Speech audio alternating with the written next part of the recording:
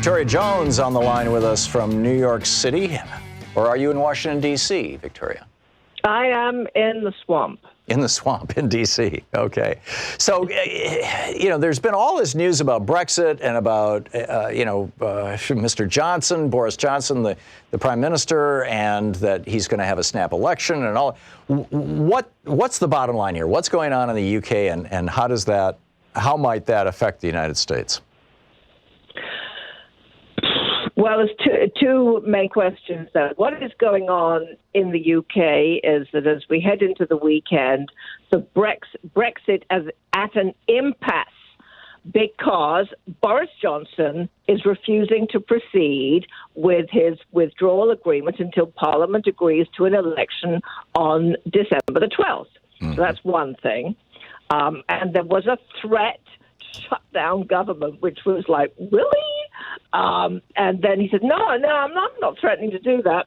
Meanwhile, Jeremy Corbyn, the leader of the Labour Party, which is the left-wing party, he's refusing to go forward with this election until Boris Johnson rules out a no-deal Brexit and the European Union grants a UK extension. So that's two things, because Jeremy Corbyn and a lot of other people don't trust Boris Johnson not to crash out of the EU with a hard Brexit. Meanwhile, may I pause you for a moment? Yes. Crashing out of the UK without any kind of deals in place, it seems like the trade side of that would probably get resolved fairly quickly, as companies and countries are going to want to do business with each other, and there'll be a lot of pressure to make that happen. Right. It seems like the real crisis would be that Northern Ireland might end up having to erect a border between themselves and Ireland for the purposes of customs duty. But that border could become a new war zone. I mean, I was there back when it was a war zone. Louise and I got chased out of Derry, as I recall, by a bunch of soldiers, with a machine gun in the back of their Jeep. Do I have that right? That's the biggest concern? Yeah. And that's the main thing that they want to negotiate is how do we deal with the fact that Northern Ireland and Ireland are all on the same island, but politically and religiously they are radically different places? Yeah, the border in Ireland is one of the key sticking points. And it's really unspoken a lot of the time, but national security and violence, potential violence in Ireland, is undercutting all of this. There is a real fear that trouble's back, and they've got to face that and deal with it sensibly, and they're really not. Yeah. Okay. So I interrupted you in midstream. Continue. No. The EU is supposed to say on Monday whether it will grant an extension and until when, but they may not say on Monday. That might drift. Meanwhile, Boris Johnson said today that, yes, we may still leave the European Union on Halloween, which, of course, is next week.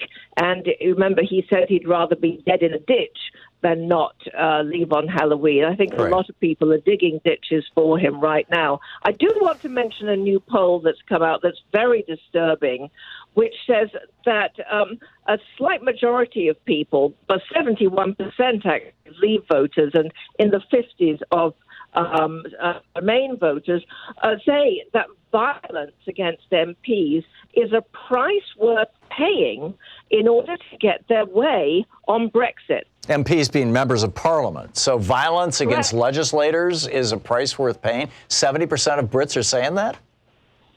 That's the highest number, but in the 50s... well, even 50s. This is pretty amazing. Yes. That's how frustrated people are. If there was to be another vote on Brexit today in the United Kingdom, how do you think it would go? I think that it would probably fail. I think it would remain in low numbers if young people turned out. I think it would fail. Yeah, your phone is breaking up, Victoria. Yeah, I think it would probably fail. Oh, okay. Yeah. So, all right. So where... You said that Boris Johnson is still saying he might leave at the end, basically, on Halloween. What kind of probabilities do you assign to that? Almost zero. His Treasury Secretary said this morning that that's not going to happen. It just cannot happen. Right. So what if the European Union doesn't grant an extension, or have they already done that? Oh, they will grant an extension. I think the question is how long. They're very ticked off. The French are not on the same page as everybody else.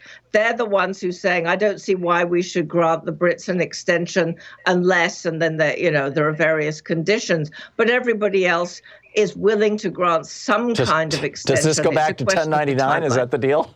It's like, yeah, basically. It's all about the Norman invasion.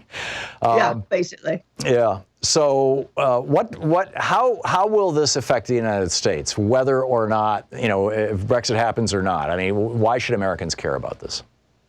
Americans should care about this both from the national security point of view and in terms of cooperation, and also in terms of trade. President Trump has said that there will be a lot of trade deals with Britain. We don't know whether that's true.